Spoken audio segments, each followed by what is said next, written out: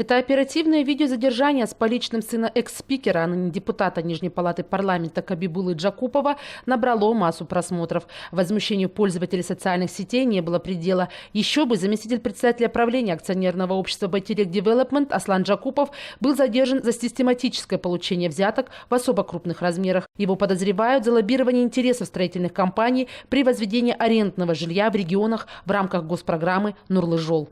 Давно существующая коррупционная схема, куда вовлекались все руководители практически этого общества.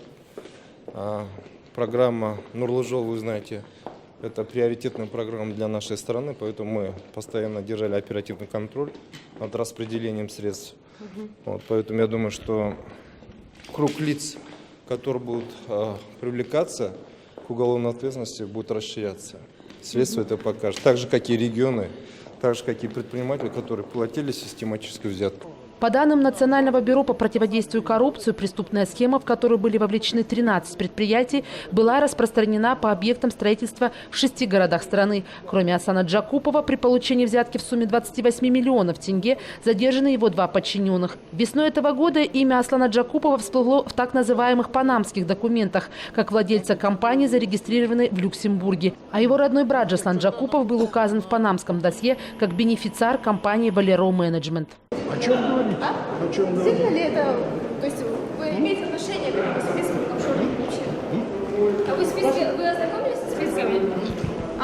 Нет. Депутата Джакупова на рабочем месте нет. Где находится его шеф, не знает и помощник. А где его можно увидеть? Не знаю. Между тем, коллеги Кабибулы и Кабеновича считают, что отец не должен отвечать за поступки сына. Я считаю, что эти вопросы о депутатстве Кабибулы Кабеновича и вопросы, связанные с следствием его сына, это разные вопросы. Их нужно рассматривать, наверное, не нужно рассматривать вместе.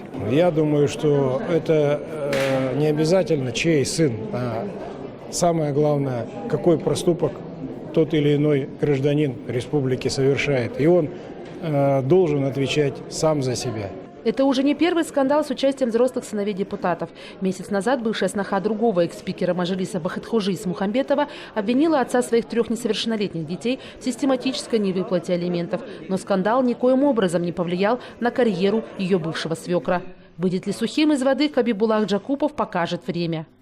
Люди совершеннолетние, дееспособные, правда же, да, знают закон, знают, какие могут быть последствия за нарушение закона. Здесь же вопрос так надо ставить. Айнур Коскин, Ганизат Успанов. Настоящее время.